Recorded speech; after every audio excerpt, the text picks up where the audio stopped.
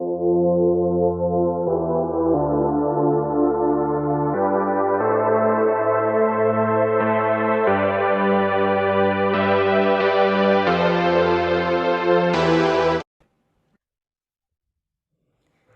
there, it's Stephanie Shea, Chief Astrologer for janspiller.com with your September astrological overview.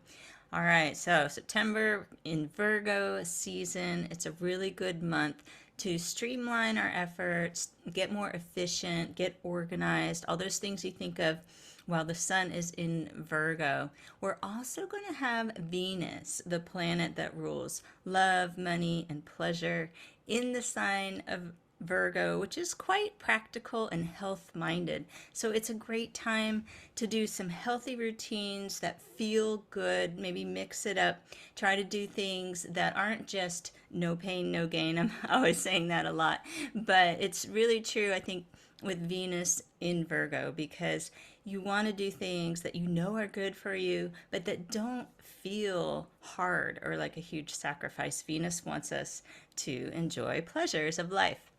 Now, we will be coming into a Mercury retrograde. That's probably the big headline for September. We've had a nice stretch with no inner planet retrogrades. And now on September 9th, Mercury will station retrograde in the sign of Libra.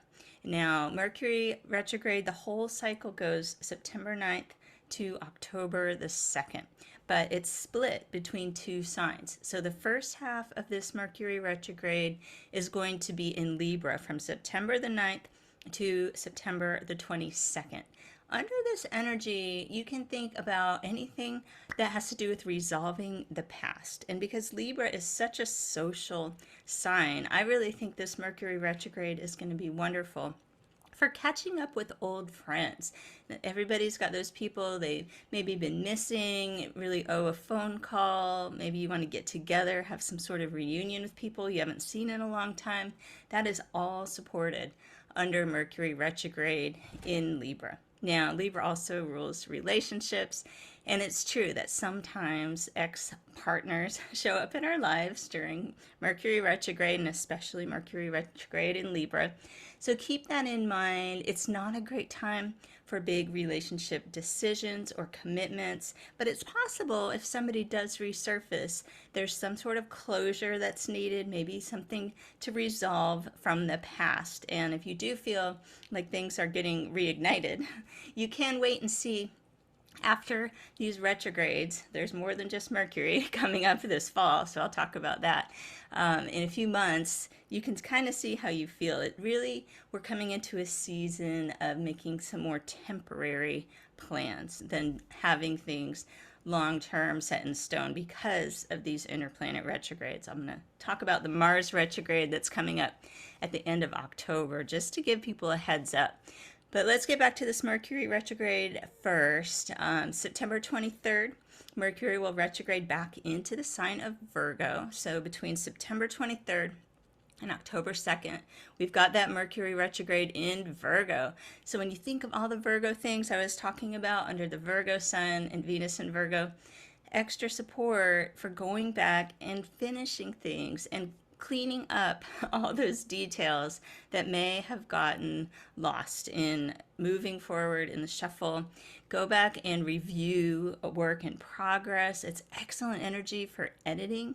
If anybody is working on a writing project, I think Mercury retrograde in Virgo is the ideal time. Mercury is the ruling planet of Virgo. So if you are a Virgo person, you probably feel the Mercury retrograde cycles, maybe more so than other signs. And just know, even if you're usually always sharp and on your game and have it totally together, that when Mercury goes retrograde, some things might slip through the cracks, and everybody really benefits by slowing down. That's what this energy is here to help us do. Without the retrogrades, we would be racing forward all the time, and that's not a good mode for anybody. We need to sit back, take stock of things, and reflect every once in a while. And luckily, we have these planetary energies to help us do that. Now, the things that can go wrong that everyone probably knows about under Mercury retrograde is definitely misunderstandings, or maybe some travel delays if you have some travel plans, or technology tends to get a little funky during Mercury retrograde. So again, I think building extra cushion, extra time in your activities, and keeping a really flexible attitude, knowing, all right, there's a little bit of Murphy's Law in effect coming up. Just roll with it, have some plan Bs, and know that it may not go exactly according to plan.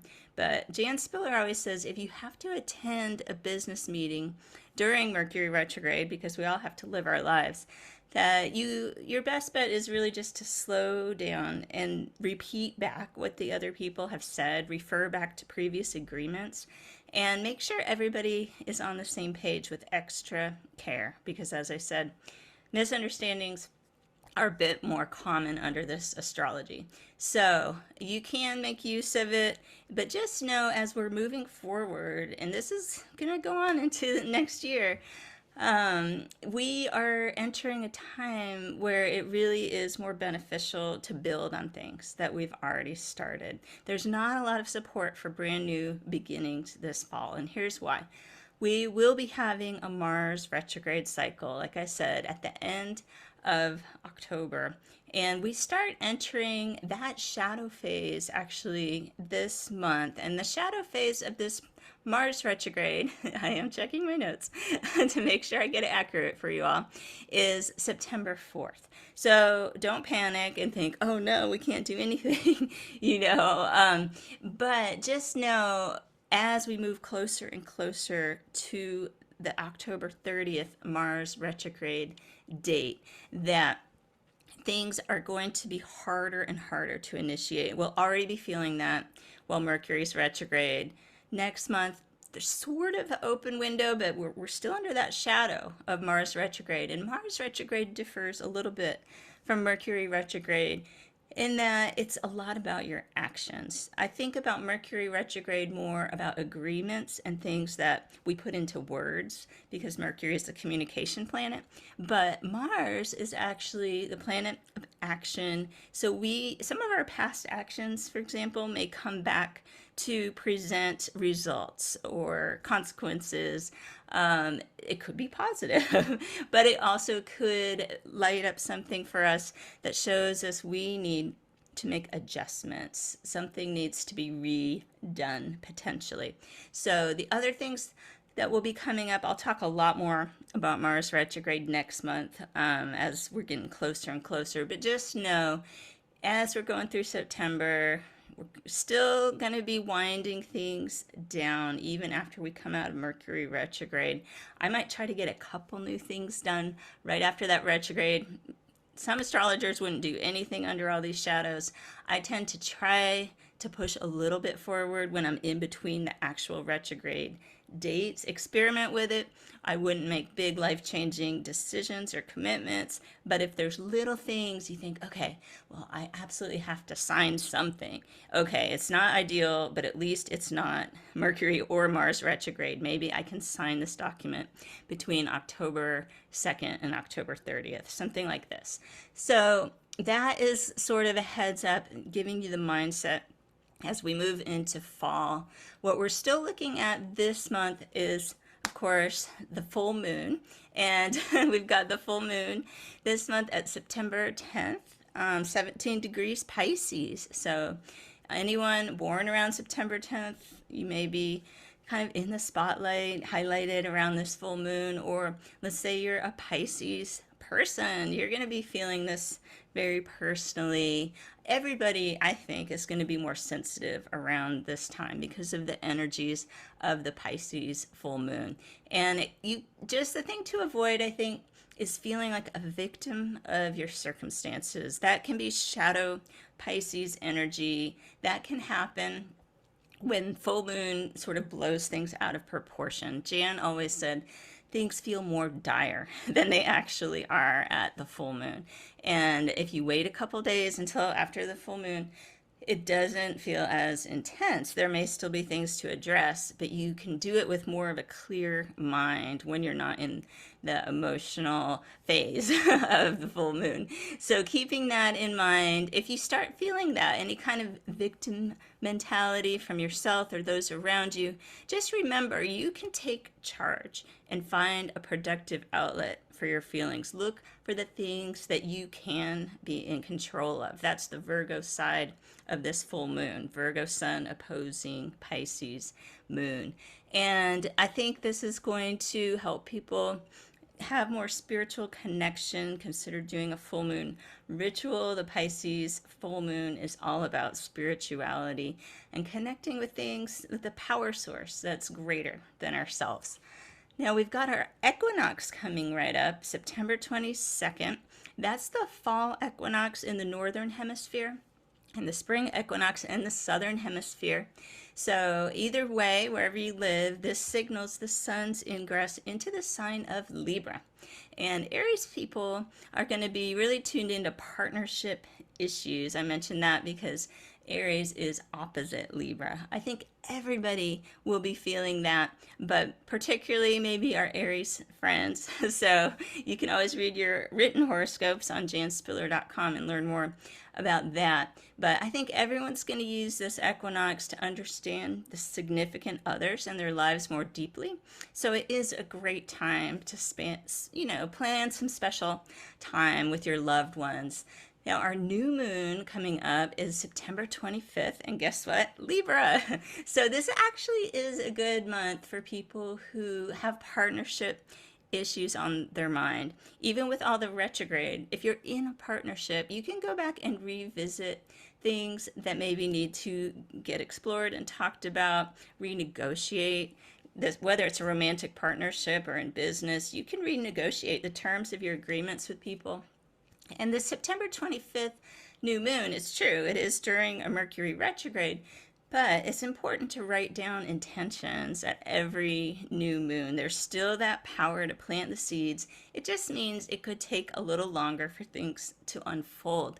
But with this Libra new moon, it's really a great time to set partnership related intentions. If you're single, you can put out some intentions to attract someone special into your life. And then remember, okay, if you do meet someone this fall, you've kind of got the lay of the land now with that Mars retrograde coming up. You may discover, okay, I'm going to keep things not too serious yet with this new person, even if the feelings are strong, because we're under retrograde energy, and you'll be much more supported to make clear partnership decisions and commitments after, guess what, January 12th. I forgot that part. The Mars retrograde that I hinted at before is October the 30th to January 12th, 2023. That's why I was saying, woof, we're moving through a time to really slow down and not jump in headfirst into a bunch of new things. But it's great to test the waters. Yeah, I never say don't date or anything during Mars or Mercury retrograde, but just keep in mind that you may change your mind, or the other person may. Things are in more of a here and now state. And it really is a better time to get clear with yourself. It's such an inward energy. You may actually prefer to spend time alone during some of these retrogrades. So that's sort of the rundown. Be sure and set your new moon intentions. I also think when the new moon happens during a retrograde period, that is a great time to release things from your life that are no longer serving you. So that's another use of this. And if you've been carrying around, let's say, old relationship baggage, anything psychological, something like that you want to let go of to clear space, to invite someone new into your life, this is a great new moon to do that. So I hope you can make the most of this month's astrology. I look forward to bringing you your monthly forecast next month. And be safe and be well. Be sure and check out our website, cosmiclove.com. This is a site that Jan owns. And it's really cool what we're doing with it right now. It's promoting Jan's book. If you haven't read Cosmic Love, I highly recommend it. It's a wonderful relationship book. And we've teamed up with the Astro Twins, who are some other astrologers, and they have worked on a TV show called Cosmic Love that's matchmaking people using astrology. So if you head over there, you can kind of get links to both places, and you can check out our relationship reports. So keeping in mind, ooh, we're coming after this Virgo season, we're going to be in that Libra season. Relationships are going to be a big focus this fall, and I encourage you to check that out and help keep Jan's legacy going.